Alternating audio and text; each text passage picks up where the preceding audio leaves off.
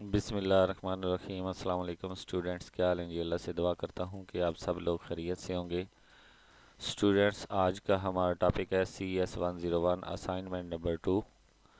इसके total 20 marks हैं और इसकी लास्ट डेट 3 जून 2021 है। कुछ यहाँ पे रूल्स लिखे हुए हैं, मार्किंग रूल्स। उसमें ये है कि असाइनमेंट जो है वो आपने ड्यू डेट से पहले सबमिट करवानी है। आफ्टर ड्यू डेट आपकी असाइनमेंट सबमिट नहीं होनी चाहिए। अगर आपकी ड्यू डेट के बाद असाइनमेंट सबमिट होगी तो आपको 0 मार्क्स मिलेंगे। इसके अलावा अगर आपकी फ़ाइल जो है वो ओपन नहीं होगी, करप्ट हो जाएगी, तो उसके भी आपको 0 मार्क्स मिलेंगे। और अगर आपने किसी की कॉपी की है तो उसके भी 0 मार्क्स मिलेंगे। इसके अलावा जो वो हमें बता रहा है कि आपने जो असाइनमेंट सबमिट करनी है वो डॉक्स में सबमिट करनी है, डॉक्स फॉर्मेट में। और ऑब्जेक्टिव हमारा ये है कि to understand the basic of operating system. Basic of operating system के बारे में हम इसमें सीखेंगे, पहले सीख चुके हैं। To understand the process and its execution, हम प्रोसेस और उसके एग्जीक्यूशन के बारे में बात करेंगे। तो इसके अलावा वो कह रहे हैं कि अगर ये चीज़ें आपने सीखनी हैं तो आपके टॉपिक जो हैं वो कौन से कवर्ड होने चाहिए, 52 एंड 53। अगर 52 और 53 आपके टॉपिक कवर्ड हैं, अच्छे से आपने सीखे हैं, तो फिर आप इस असाइनमेंट को सॉल्व कर लेंगे। ठीक है। इसके बाद नोट ये दिया हुआ है कि no assignment will be accept after due date. After due date के बाद आपकी कोई असाइनमेंट सबमिट नहीं होगी। लोड शेडिंग और इंटरनेट फॉल्ट की वजह से आप कोशिश करें कि आपको डेडलाइन के बाद 1 घंटा दिया जाएगा, उसमें आप सबमिट करवा सकते हैं। लेकिन आप कोशिश किया करें कि अपनी ड्यू डेट से 1-2 दिन पहले जो है अपनी असाइनमेंट सबमिट कर दिया करें।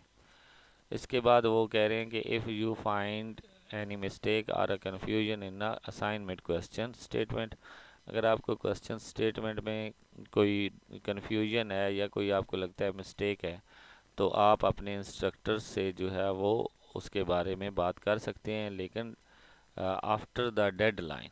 ठीक है।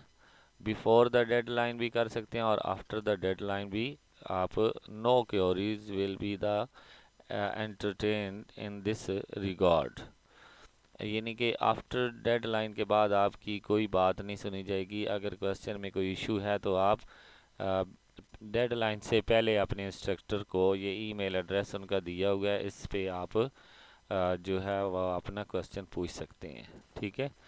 इसके बाद हमारा क्वेश्चन जो दिया हुआ है वो ये है कि there are 4 processes ABCD in ready queue for execution. ये 4 प्रोसेस हैं जो कि रेडी हैं एग्जीक्यूशन के लिए, जिसमें प्रोसेस ए जो है वो टोटल टाइम जो है CPU में उसका 4 मिली सेकेंड है, प्रोसेसर बी का 6 मिली सेकेंड है, और प्रोसेसर सी का 4 मिली सेकेंड है, और प्रोसेस डी का 8 मिली सेकेंड है। ठीक है। तो हमने क्या करना है, the process enter in the ready Q in the sequence. इनकी सीक्वेंस है, पहले बी होगा, फिर डी होगा, फिर ए होगा और लास्ट पे सी होगा। And are picked by the dispatcher in the same order, और इसी ऑर्डर से जो है वो इनको सीक्वेंस के ज़रिए उठाएंगे। Value of a time slice is 2 millisecond. Time slice का जो वैल्यू है वो 2 सेकेंड है। The dispatcher pick a process from ready queue and send it to the processor for execution। वहाँ पे डिस्पैचर क्या करता है, वो एक क्यू को उठाता है और उसको प्रोसेस करवाता है और एग्जीक्यूशन करवाता है। ठीक है। तो यू आर रिक्वायर्ड, हमने क्या करना है, draw the ready queue for the above given process. आपने जो ऊपर टेबल दिया गया है इसको सिर्फ ड्रा करना है, इसको डायाग्राम बनाना है। ठीक है। और इसके बाद पिक्टोरियल डायग्राम आपने बनानी है इनकी सिनेरियो की मल्टी प्रोग्रामिंग में। ठीक है। तो थोड़ा सा आपको आपके हैंड आउट में ले जाता हूँ, वहाँ पे 52 और 53 के बारे में थोड़ा सा डिस्कस करते हैं। 52 में हमने मशीन एक्टिविटीज़ के बारे में बात करनी है, प्रोग्राम वर्सेस प्रोसेस, ये हमने बात की है। इसको अगर आपने पढ़ा है, अच्छे से पढ़ा है, तो आपको ये जो है इसमें fundamental concept of a modern operating system in the distinguish between a program and a activity of a executing of process। ये हमारा इनका डिफरेंट है। इसके बाद स्टैटिक वर्सेस डायनामिक एक्टिविटीज़ होती हैं, analog of a machine sheet होती हैं। इसके बाद प्रोसेस क्या होता है, the activity of executing a program under the control of the operating system is known as a process. ठीक है। इसके अलावा associated with process in the current status of the activity called the process state. Process state के में क्या आता है, the value of a program counter, value in order CPU register and value in associated memory cell and snapshot of the machine at a particular time. ठीक है। इसके बाद 53 में इन चीज़ों के बारे में डिटेल के साथ बताया गया, लेकिन यहाँ पे मैं बात करूँगा टाइम स्लाइस क्या होता है, dividing time into short segment each called a time slice. जब हम पूरे टाइम को शॉर्ट सेगमेंट में डिवाइड कर देते हैं तो उसको हम टाइम स्लाइस कहते हैं। इसके बाद प्रोसेसर स्विच क्या होता है, इसके बारे में बताता हूँ। The procedure of changing from one process to another is called a process switch. यानी कि जब एक जो है वो प्रोसेस हो जाएगा, जैसा कि ए जो है ये प्रोसेस हो जाएगा तो फिर प्रोसेस स्विच जो है वो चेंज हो जाएगा बी में, फिर बी से दोबारा ए में, ए से बी में। ये डायग्राम के ज़रिए उन्होंने यहाँ पे हमें बताया हुआ है। तो हमने भी इसी तरह जो है अपने सोल्यूशन को जो है वो करना है। तो बढ़ते हैं सोल्यूशन की तरफ। क्वेश्चन नंबर 1 में हमने सिर्फ ड्रा करना था जी, इस पूरे हमारे क्वेश्चन जो था उसको ड्रा करना था। तो सबसे पहले तो हमारी जो क्यू बी है, जिस सीक्वेंस के साथ उन्होंने हमें बताया था उसी सीक्वेंस पहले बी आएगी। तो यहाँ पे देखें, पहले बी प्रोसेस होगी, डिस्पैचर लेगा और सीपीयू में प्रोसेस करेगा। फिर जब बी ख़त्म हो जाएगी तो बी का टाइम ख़त्म हो जाएगा, फिर डी आ जाएगा, डी के बाद ए आ जाएगा और ए के बाद सी आ जाएगा। ठीक है। तो इस तरह हमारा ये क्वेश्चन जो 1 था वो कंप्लीट हुआ। क्वेश्चन नंबर 1 में आपने सिर्फ इसको इस तरह शो करवाना था। ठीक है। क्वेश्चन नंबर 2 में आपने इसको एग्जीक्यूट करवाने के साथ साथ आपने यहाँ से जो है वो इसको लेकर चलना है। तो सबसे पहले तो आप ये देखें कि ये चारों एक सीक्वेंस में पड़े हुए हैं, बी डी ए सी। तो इनमें हमने हर स्टेप में, फर्स्ट स्टेप में 2 सेकंड, चूँकि उसने स्लाइस टाइम हमें 2 सेकंड दिया हुआ है, मिली सेकंड।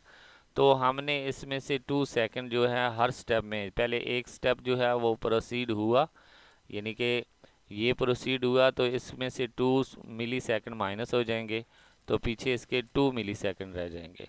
इसमें से भी जब ये इसके 2 ख़त्म हो जाएंगे तो ए स्टार्ट हो जाएगा, तो इसके भी 2 जो है वो माइनस हो जाएंगे, तो इसके 2 रह जाएंगे। इसमें से 2 माइनस होंगे तो 6 रह जाएंगे। इसमें से 2 माइनस होंगे तो 4 रह जाएंगे। ठीक है। तो ये पहला स्टेप कंप्लीट हो गया। अब दूसरे स्टेप में फिर से 2 मिली सेकेंड स्लाइस टाइम है। तो इसमें क्या होगा, जो ए और सी होंगे, इनमें से जब 2 सेकंड गुजरेंगे तो ये तो कंप्लीट हो जाएंगे, ये प्रोसीड हो जाएंगे। ठीक है। अब नेक्स्ट टाइम में ये नहीं आएंगे क्योंकि इनका टाइम ख़त्म हो गया, इनकी लिमिट जो टाइम की थी वो ख़त्म हो गई है। अब इसमें से 6 में से 2 माइनस किए तो 4 रह गया, और 4 में से 2 माइनस किए तो 2 रह गया। तो इस तरह हमारा दूसरा स्टेप जो है वो भी कंप्लीट हुआ। ठीक है। अब तीसरे स्टेप में अब ये क्या होगा कि बी जो हमारे पास क्यू है वो भी ख़त्म हो जाएगी, क्योंकि इसका भी टाइम कंप्लीट हो गया, और इसमें से 2 सेकंड मिली सेकंड माइनस करेंगे तो ये सिर्फ 2 रह जाएंगे। फोर्थ में क्या होगा, इसका भी टाइम ख़त्म हो जाएगा, और फिफ्थ स्टेप में हमारा पूरा जितने भी प्रोसेस थे वो ख़त्म हो गए और हमारा टाइम कंप्लीट हुआ। ऑल प्रोसेस फिनिश्ड, जितने भी थे वो तमाम के तमाम ख़त्म हो गए। अब ये हमारा टाइम कितना टोटल लगा, हमारे पास देखें कि ये हमारे पास 2 सेकंड थे, ये भी 2 सेकंड थे, ये भी 2 सेकंड, ये भी 2 सेकंड। तो ये कितना लगा हमारे पास टाइम जी, ये हमारे पास जी टाइम था 8, और ये भी कितना हुआ 8, और यहाँ पे हमारे 2 सेकंड इस पे और 2 सेकंड इस पे, तो कितने हो गए जी हमारे पास ये 8 और 8 16 प्लस 4 कितना हो गया जी 20, और ये 2 सेकंड इस पे लगे तो 22। टोटल टाइम हमारा मतलब कि इन चारों ह्यूज़ को प्रोसेस करने में 22 मिली सेकेंड यूज़ होंगे। ठीक है, तो ये हमारे पास हमारी असाइनमेंट थी। आई होप कि आपको समझ आएगी। अगर स्टूडेंट समझ आ जाए, क्वेश्चन समझ आ जाए, तो मेरी वीडियो को लाइक और शेयर ज़रूर करें। और अगर आपने मेरा चैनल सब्सक्राइब नहीं किया तो मेरे चैनल को सब्सक्राइब करें और साथ में बेल आइकन को प्रेस करें ताकि मेरी हर आने वाली वीडियो आप तक पहुंच सके। ओके स्टूडेंट्स, नेक्स्ट किसी और वीडियो में हाज़िर होंगे, तब तक के लिए इजाज़त दें। अल्लाह हाफिज़।